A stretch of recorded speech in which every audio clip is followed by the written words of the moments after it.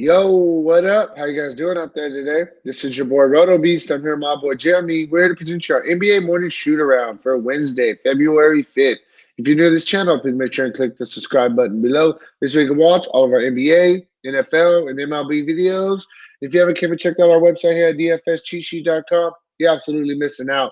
We have all the tools to help you compete with the pros day in and day out, including a complete optimizer, tons of content, daily FanDuel and DraftKings cash lineups. Hey, we're truly a one-stop shop for all your DFS needs. So make sure you can check out the site here at dfscheatsheet.com. So what up, Jeremy? How you doing out there, bro? What's up, man? Big trade last night.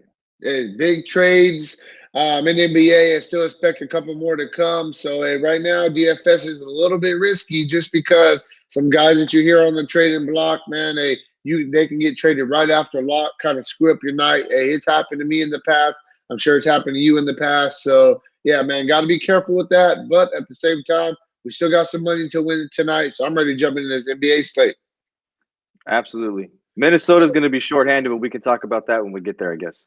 For sure. First game we're going to start with, we got Phoenix going into Detroit to face the Pistons, and we've been hearing all this trade rumors about Andre Drummond. So we'll start, right there at that game.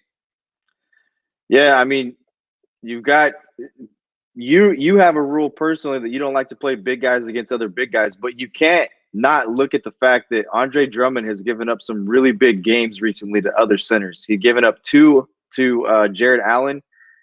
Jared Allen, I think, had 3 blocks in one game and 4 blocks in another game against Drummond. Plus, he had just monster games overall with close to 15 rebounds in each one. And DeAndre Ayton is playing at a very high level right now.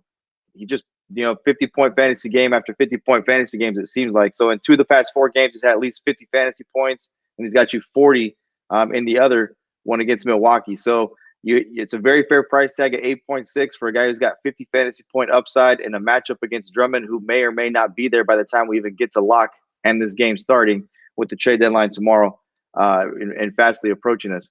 Ricky Rubio at 5,500. I'm not sure that I'm as big on Rubio on this slate as I was where he just dudded, but I think Rubio's still in a good spot. It's a very fair price tag for Ricky Rubio. You need 33 fantasy points to get tournament value out of him, and we know Ricky Rubio can get you 33 fantasy points. So I really think that all 5 starters are in play here, especially with how short they are. Cameron Johnson's out, Frank Kaminsky's out, Aaron Baines is out, Dario Saric is out, Tyler Johnson is out. They're very short-handed. So, you could definitely take a look at a guy that we've played in the past that's a really good value on a 9-game slate. You could possibly take a look at Sheik Diallo. We've played him in the past. We played him when he was with New Orleans, when the whole Anthony Davis thing was going down. We know the upside that he brings to the table, and that's kind of where I'm at. I think that all 5 of their starters are in play. Diallo's a guy that I would definitely look at. He's got at least 17 fantasy points in each of the last 2 games with this whole host of guys, Baines, Kaminsky, Sarge. They don't have any big guys. So he played 25 minutes against Milwaukee, only 13 against Brooklyn, but he had 16 or 17 fantasy points against Brooklyn those 13 minutes. So those are the 5 guys for me. I think they're all in play. Detroit's not a very good basketball team. It should be a pretty up-tempo game, but that's kind of where I'm at with it. Yeah, I mean, on the Detroit side of things, there's only a couple guys that I'm interested in. First thing first, Derrick Rose is out, so I think that definitely gives Reggie Jackson a bump at 5,000. Reggie Jackson's a very fair price tag. Before last game, he did get 2 straight games of at least 30 minutes, kind of had an off game against Memphis. I expect him to play right around 30 minutes and at a 5,000 price tag. He definitely gives us some upside on this price tag. One of the guys who's been one of the biggest beneficiaries of Rose being out has been Bruce Brown. The guy has got back-to-back games of 37 and 38 minutes, and he's got you 26 and 43 fantasy points. In an up-tempo game against Phoenix, I think this is a spot where he can have another really, really good game. And last but not least, Andre Drummond, if he's going to be there, if he's going to play, I think this is a spot where he can have another really good game. Past 3 games, he's had 3 monster games, man. 20-20, 21-17, 25 and 18. I think he can have another good game against this young Phoenix Suns team. The only thing about it is we're running into that risk of, if he does get traded, we're kind of screwed. But nonetheless, I definitely think that he still is in play on today's slate. And those are the 3 guys that I'm really going to be looking at for Detroit. Moving on, next thing we're going to talk about, we got Golden State going into Brooklyn to face the Nets. And D'Angelo Russell is firmly on the trading block, right? I mean, are they going to trade D'Angelo Russell? Here's another guy. It's a 7:30 start. You're going to have to pay attention to any news. it's a good spot for D'Angelo Russell, right? There's a narrative playing against the Brooklyn Nets. He's being talked about trading back to New York. The Knicks are interested in him. 7,700 for D'Angelo Russell is a very fair for what playing guard position for this team. But there's a lot of risk that comes with that. Pay attention to news, etc. And then you can look at all 5 of these starters because of the value and because of the minutes that they're playing. Damian Lee playing, almost 30 minutes right now. Glenn Robinson, almost 30 minutes. And their price tags are in the mid-range. You only need 30 fantasy points for each of these guys. And, you take a look at Glenn Robinson coming off a really big game where he had 40 fantasy points against Washington. This should be another one of these up-tempo type games against the Brooklyn Nets. And if you haven't watched the Golden State Warriors play, yes, their record is terrible. They're not a good basketball team, but they're very competitive, and they stay in games well into the fourth quarter. And right now with their rotation is that these starting 5 guys are playing a lot of minutes, except for Draymond Green, whose minutes are just starting to trend up. But Draymond, he's playing almost back to Draymond, 40 against Washington, and he had 50.4 against Cleveland. And you look at the assist totals, 16 assists against Cleveland, 7 assists and 10 rebounds against Washington. This is the Draymond we're used to seeing, the Draymond who's got the triple-double upside, who can get you 10, 10, and 10 on a nightly basis. So, at this price tag of 6,600, I think that Draymond's in play. I'm not sold on the Marquise Chris thing. If you want to play him in tournaments, go ahead and do it. I'm just not sold that Marquise Chris is a real deal center, kind of like how you are with PJ Tucker, I guess. I'm just not sold that he's a real deal center in the NBA. Yeah, on the Brooklyn side of things, I mean, it's pretty easy. There's 3 guys I'm looking at. You got Spencer Dinwiddie, 7,000. Kyrie Irving's going to be out. I'm going to continue to play Spencer Dinwiddie. Karis LeVert, man, we told you guys last game that he was going to have a breakout game on his dirt cheap price tag. And sure enough, he did. He got you 10X with 44 fantasy points. The guy has upside. We know that. As long as he's going to continue to play, at this low price tag of only 4,500, I definitely think that his minutes are going to start trending back up. He got 32 minutes last game. He's playing for a contract, so I definitely think that I like him a lot in this spot going against a young Golden State Warriors team. The last person I'll throw out there, Jarrett Allen, 6,200. He's quietly having a really good year. A lot of people thought that with DeAndre Jordan coming to Brooklyn, it was going to kind of give Jarrett Allen a back seat, but the guy's playing very well. I think he's a guy you can continue to look at going against an undersized Golden State team. Moving on, next game we're going to talk about, we got Indiana going into Toronto to face the Raptors. And you called Miles Turner, right? You called Miles Turner a couple days ago going against Dallas. You liked it. He had 32.5 fantasy points at a $5,000 price tag. It was a good call by you. His price tag is still cheap.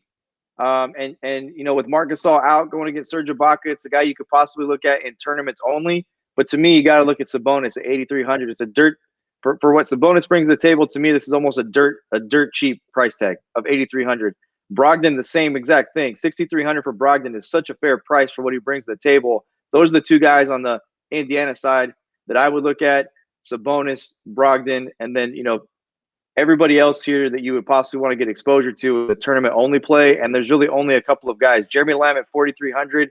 I think you could consider him in tournaments on a 9-game slate. And then I would be remiss if I didn't mention TJ McConnell. McConnell is quietly putting up fantasy points in production. He's playing anywhere between 16 and 30 minutes. And you take a look at the past, 15, 20 games, he's gotten you anywhere between 19 and a half to 33 fantasy points. So on a 9-game slate, if you need a place to save some money, TJ McConnell to me is a tournament play that it will be very, very low owned, probably less than 2%.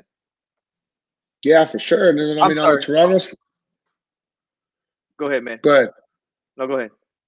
Oh, no. On the Toronto side of things, there's definitely some guys that we can look at. Kyle Lowry at 6,800 is a very fair price tag. Yes, the production has dipped recently, but the guy's still going to play around 30 minutes. He's still arguably the best player on this team. I just think that this is a buy low opportunity on Kyle Lowry. And again, this should be very competitive. I like him in this spot. Outside of that, I mean, you can look at as long as TJ Warren is, what is he listed as a game? Is he out or is it game time? Oh, he's listed as out today. So I think that as long as TJ Warren's out, you can still look at Jeremy Lamb at 4,300. Victor Oladipo at 4,800. He just hasn't had none of those monster games. But the positive is the minutes have trended up. Only a couple of minutes more every game, but coming off again when he played 23 minutes, and he's going to have one of those breakout games. Just like we talked about Karis LeVert coming in at the dirt cheap price tag. I mean, Victor Oladipo is an all-star. He's going to get it going. He's going to kind of find his groove. And I think that you can look at him as a strictly GPP play, but it's a dirt cheap price tag. He does give you some upside. Outside that, I mean, Demonte Sabonis at 8,300. He's a guy that gives you a solid floor night in and night out. The one thing about Toronto, they do have some big guys, but I think that this is another solid spot for Sabonis. And as long as Gasol's out and they're going to play Ibaka down low with Siakam, I definitely give the advantage to Sabonis.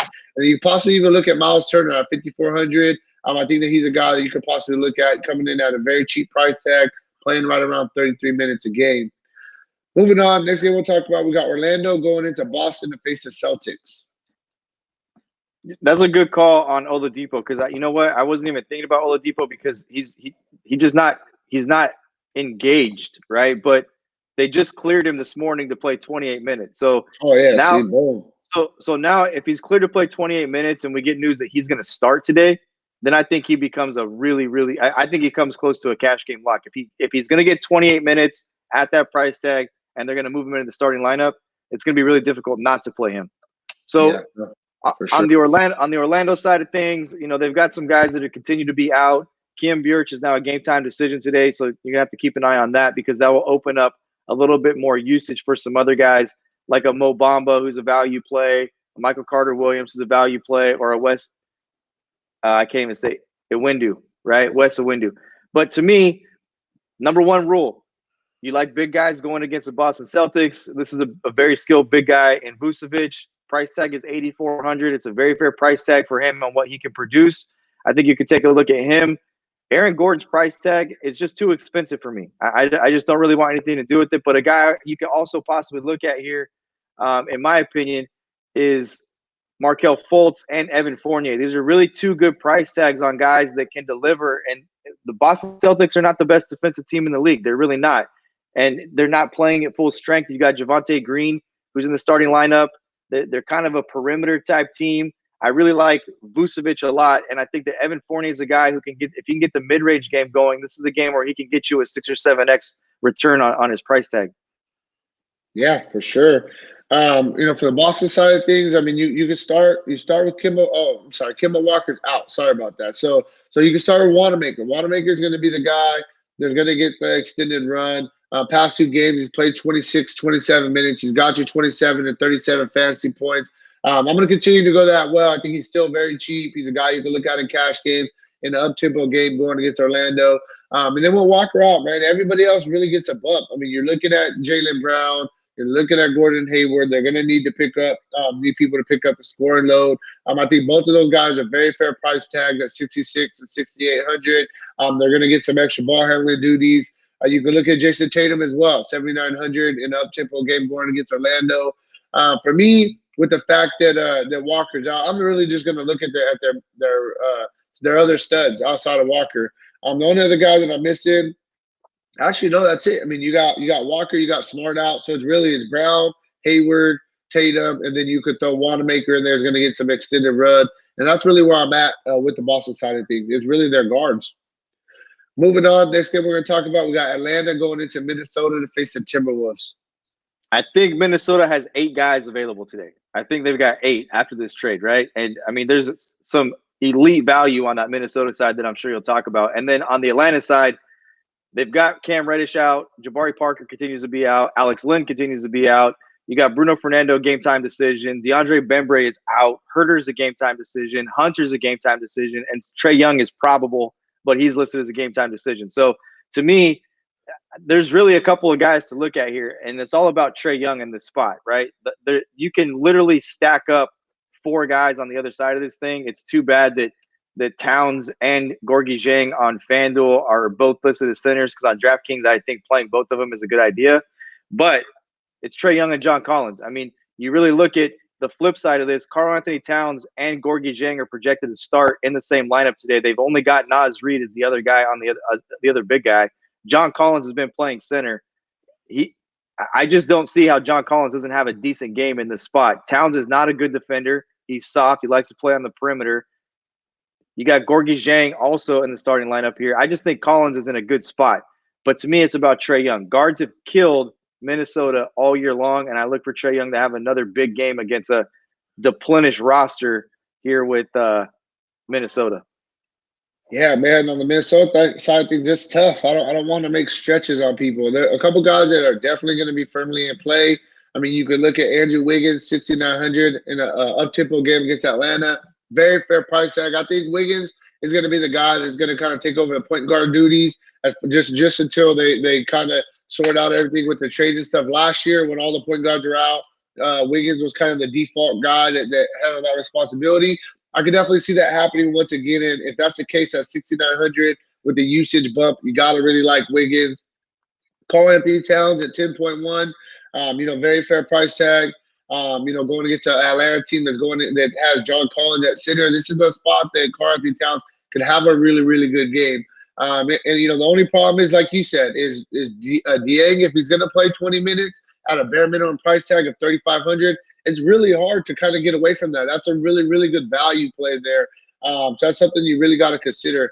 Outside of that, I mean, a couple other guys that possibly get some bumps for Minnesota. You could possibly look at a guy like Jarrett Culver, a guy like Josh Okogie, some of their other wing players that could get a bump with all his trades going down and stuff like that. But the main guy, I mean, I'm really liking Wiggins in this spot. I think it's a very fair price tag. I think he can have a really, really good game here. I agree with you on Wiggins. Culver will start like he's done in the past when they've had either Napier or even going back to when they had Teague and Napier out. Jared Culver will start as the point guard, but I agree with you from the usage standpoint. It'll go through Wiggins. For sure. Moving on, next game we're talking about, we got Cleveland going into OKC to face the Thunder. I'm not really excited about anybody on the Cleveland side of things, bro, to be honest with you. I mean, Tristan Thompson's a game-time decision. If he's not going to play, I guess you could really look at Kevin Love and Larry Nance. The problem is I have so much recency bias against Larry Nance from last season because every time he was at a very fair price tag, he would go nuts in an obvious spot, and then his price would increase. It would be an obvious spot, and he would dud on it. So, that's just recency bias. You have to kind of stick to the process and play the spot. And as of recently, Larry Nance is playing extremely well. So, you can look at Nance. If Thompson is going to be out, to me, you look at Love, you look at Nance, you can look at Jetty Osman, and you can look at Sexton, and that's kind of it. Yeah, for sure. I mean, on the Cleveland side of things, Chris Paul, 7,400. He's been playing pretty well this season. I definitely think that you can look at him. I think he gives you a really solid floor, averaging about 37 fantasy points a game. At the shooting guard spot, Gilgeous-Alexander, man, the guy's been playing out of his mind, 7,500. He's strictly a GPP play for me. The guy that's really interesting, 6,600 for Schroeder. He's got, 3 straight games of at least 42 fantasy points. He's got you at least 6 straight games of at least 35 fantasy points. He's giving you a really solid floor. Schroeder does come off the bench, but he's playing starter minutes. He's really, really been scoring the ball very well. He has 7 straight games of at least 21 real-life points. So I think Schroeder's a really good play here. Outside of that, a couple more guys. I mean, Gallinari at 6,000. He's just one of those guys. He gives you a little bit of upside. He's just very consistent. Going to get you right around 5X every single night. Very fair price tag. And then lastly, Steven Adams at 5,100. I think he's a guy that we could possibly consider, especially if Thompson is out. I think Adams gets a bump. If Thompson is in, then it's kind of two big guys going at each other. I'll probably take a little step back on Steven Adams. But for me, it's really, I like the guards. I like the guards for OKC going against these young guys for Cleveland. I think that they're in a pretty good spot here. Moving on, next game we're talking about, we got Memphis going into Dallas to face the Mavericks. So Valanciunas is a game-time decision. Apparently, after scoring 26 points and 17 rebounds against Andre Drummond, he's picked up a bit of an injury. I look for him to play here. I just do, and you have to like him at 7,400. He showed 60-point upside. Valanciunas is quietly having a very good year, and you don't have a true center here for Dallas. You've got Porzingis, who's really a power forward and a more of a perimeter big, kind of a two-way player than he is a center like Valanciunas. So, again, another guy who had a monster game against Andre Drummond is Valanciunas, more of a case for Ayton on this slate. But like you said, it's going to be hard to get away on FanDuel from the value of Gorgui Dieng if he's going to start. But I do think you can consider Valanciunas in this spot as well. John Morant, and Dylan Brooks, the other two guys that I'm looking at here on the Memphis side of things. And that's kind of where I'm at with Memphis at the moment. Yeah, I mean, when we start with Dallas, I'm gonna start with Porzingis. Porzingis has had a couple of really good games, playing well. With Doncic being out, they need him to step up. Back-to-back games of at least 35 minutes, of at least 35 real-life points. Got you 12 rebounds both games. They need him to step up if they're going to be competitive with Doncic out. So that's definitely where I'm going to start. After that, I mean, you can look at guys like Jalen Brunson at 5,600. Definitely a GPP play though. He's up and down. He had a really good game against Atlanta. They kind of did it a little bit against Indiana, but he's going to play 27 to 30 minutes a game. So I think you can look at him as a GPP play. And we've played him in the past. When he started at point guard, he's gave us some solid results. So I definitely think that he's a guy you can look at. Outside of that, I mean, I don't know. You can possibly throw in Tim Hardaway. They need some extra scoring. He's a guy at 4,900 that we can look at. He's going to play right around 28 to 30 minutes. But for me, it's really just I like Porzingis. Porzingis is the guy that I like for Dallas. I mean, that's really where I'm at. You could possibly throw in a Clever who's getting some extended run at the big guy spot. He's had a couple of good games recently, back-to-back games of 30 and 35 minutes. But Porzingis is the main guy for me on the Dallas side of things. Moving on, next game we're going to talk about, we got Denver going into Utah to face the Jazz. And you've got a lot of game time decisions here with Denver. It's something that we're going to have to take a wait and see approach with. Starting with Michael Porter, who's a game time decision. Jeremy Grant popped up late yesterday as a game time decision with some sort of a back issue, and he ended up starting. And then the news came out after that he would probably not play today and play yesterday. So he's listed as a game time decision as of now. We know Mason Plumlee is already out and has been out. Paul Millsap, he's also probably going to continue to be out. So we just have to monitor this. Utah is not the same team defensively that they were last year. That we know. Denver, Denver's trying to get back on track. They did get Jamal Murray back at 6,200. I think Jamal Murray is a very good tournament play. Not the best defending team in Utah. Yes, Rudy Gobert is a good defender, but I think from a perimeter standpoint, Jamal Murray and Will Barton are in consideration on this slate. And you have to really like them if Jeremy Grant's going to be out, if Paul Millsap is going to be out, and if Michael Porter are going to be out. There are going to be a lot of minutes for those guys to eat up. So, that's kind of where I'm going to keep it. I don't really want to get any exposure to Jokic here at 10-6. It's a bit of a risk with some other guys in better spots. And it's a big guy going against a big guy with Jokic and Gobert. So for me, Barton, Murray, move on. Yeah, for sure. I mean, I'll go on the flip side of things. I'm not really too interested in Gobert going against Jokic. I think that somebody's going to get in foul trouble. It always happens usually with big guys that like to go down there and bang. 8,200, I mean, you can possibly look at him as a GPP play, but no thank you. The guy I'm really interested in for Utah, there's two guys. First guy I like Mike Conley coming in at 4,300. Last game, played 30 minutes against Portland. He had a really good game. Got you 32 fantasy points. The minutes are trending in the right direction. They're going to need this guy to produce if they want to be a competitive in the West. So I definitely think that Mike Conley's coming in too cheap. And then you can look at Donovan Mitchell, 7,600 for him. He had a dud against Denver, but outside of that, he's been playing very well, consistent, showing us some upside.